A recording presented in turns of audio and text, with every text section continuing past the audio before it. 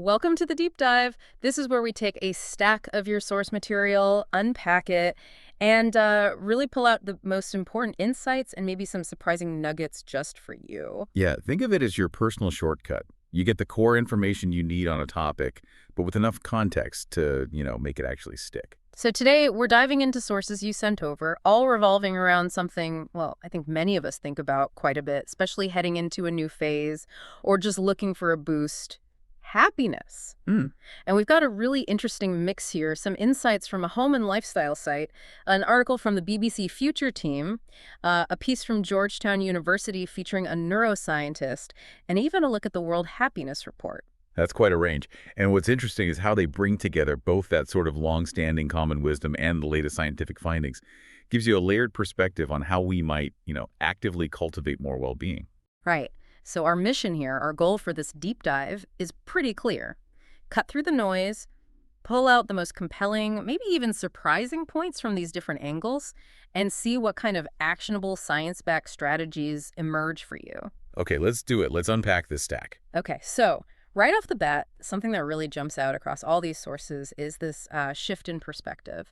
They seem to agree that happiness isn't necessarily something you just find, like, losing your keys and then finding them. hmm It's more something you intentionally cultivate through habits and actions. That feels like a really fundamental reframing, doesn't it? It takes happiness from being this, I don't know, passive outcome you might stumble into Yeah. to an active process you actually engage with. Exactly. And what's powerful, I think, is how often the science they talk about backs up things that, well, people have kind of figured out over generations.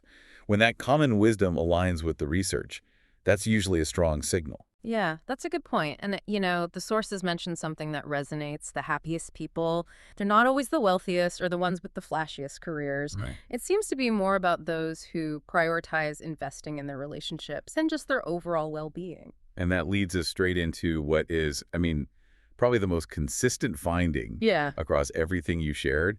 It really seems to be the cornerstone. Which is? Meaningful relationships and strong social connection. Yeah. It comes up again and again as key to long-term happiness. Yeah, and this isn't just a feel-good idea, is it? The data behind it is apparently incredibly solid. Decades of research just make it crystal clear. Close social connections are foundational. Absolutely. You pointed out the Harvard study of adult development. Hmm. That's tracked people for over 85 years. Wow, 85 years. Yeah. And it's a major takeaway. Close relationships. They were the biggest predictor of happiness, more than Hmm. money, fame, career success, and get this, longevity too. Longevity as well. That really puts things in perspective. It does. So friendships, family ties, that's where you find that essential support, right? Yeah. It helps reduce stress, builds resilience for when things get tough. Which they inevitably do. Exactly. And it means putting in, actual effort, making the call, sharing a meal, having those deeper conversations that go beyond just, how's it going? Yeah, the surface stuff. Right. And one source had an interesting point specifically about friendships, especially as we get older. Oh, yeah. They can become particularly important because they're often voluntary connections, maybe less tangled in complex family dynamics, and perhaps more explicitly chosen based on mutual enjoyment. That's interesting. Like chosen family. Sort of, yeah. It's a good reminder to stay open to new friendships throughout life, Yeah. even as maybe existing circles shift or shrink. And maintaining those friendships isn't just about feeling good socially, is it? The sources link it to better psychological well-being, cognitive function, even physical health as we age. Definitely. They suggest friendships are just as vital as family ties for predicting well-being in adulthood and later life. And this whole focus on connection is really strongly echoed in those World Happiness Report excerpts you mentioned we had. Yes, absolutely. Their 2025 report is specifically looking at the impact of caring and sharing. They call it Twice Blessed Twice blessed. Why? because it seems to profoundly benefit both the person giving the care or sharing and the person receiving it. Chapters explore things like sharing meals, living with others, connecting across generations, all linking these strong social bonds directly to happiness. That idea of twice blessed, benefiting both giver and receiver, that flows really nicely into the next big theme, doesn't it? Helping others. It does. Several sources really dive into altruism. And the neuroscientist in that Georgetown piece you shared, he's incredibly direct about it. What does he say?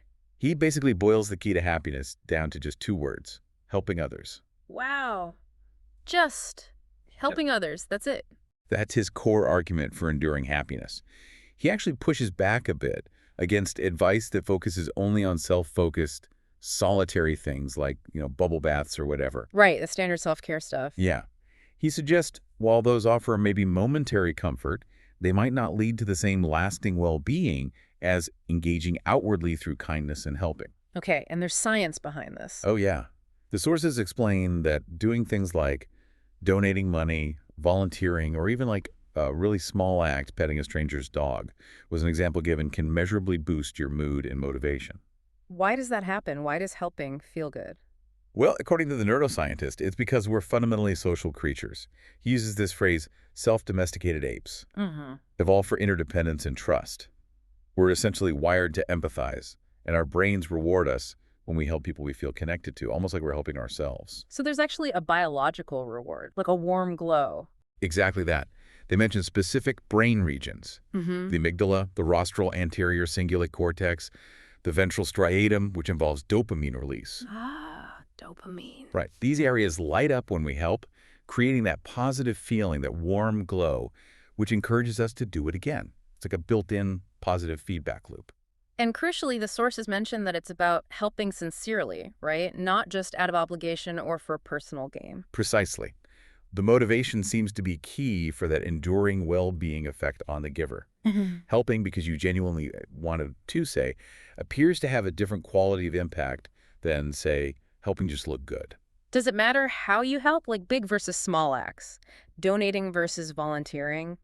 The sources suggest it might not matter as much what kind of act it is, Hmm? whether it's, an impersonal donation to an effective charity far away or very concrete local help where you see the direct impact and maybe connect with the person. Hmm. The perspective offered is that maybe the best kind is simply the kind you genuinely enjoy and find rewarding, because then you'll actually do it more often. Right. Yeah, that makes sense. Like exercise of the best kind is the one you'll stick with. Exactly.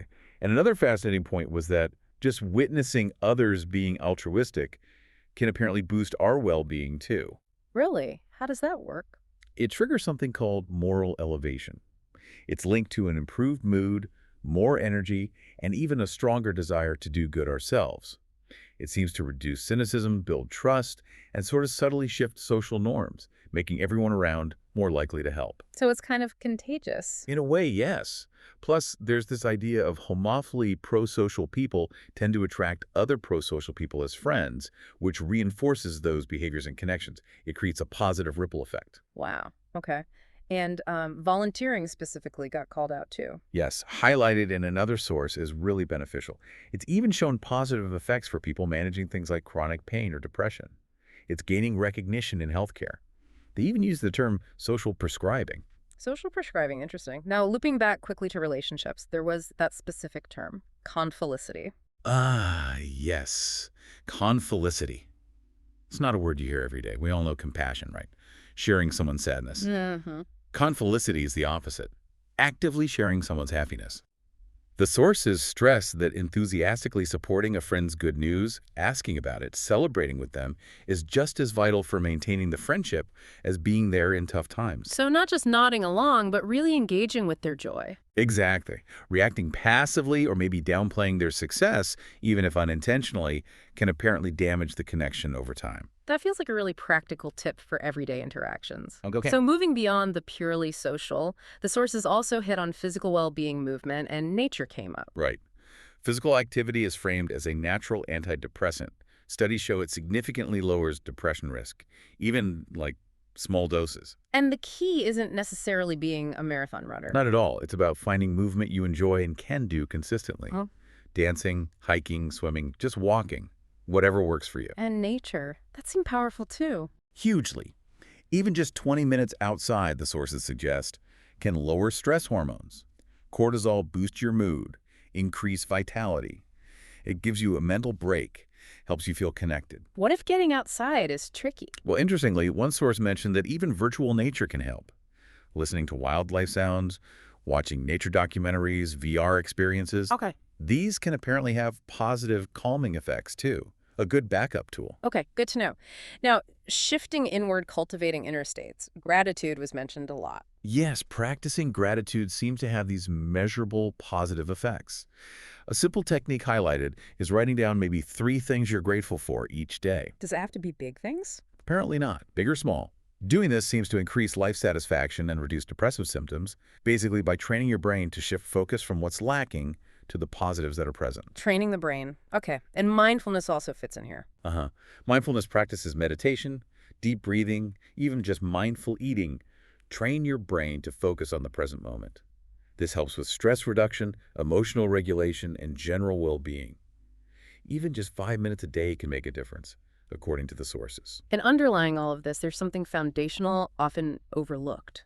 Sleep. Absolutely crucial, yes. Sleep is presented as the bedrock.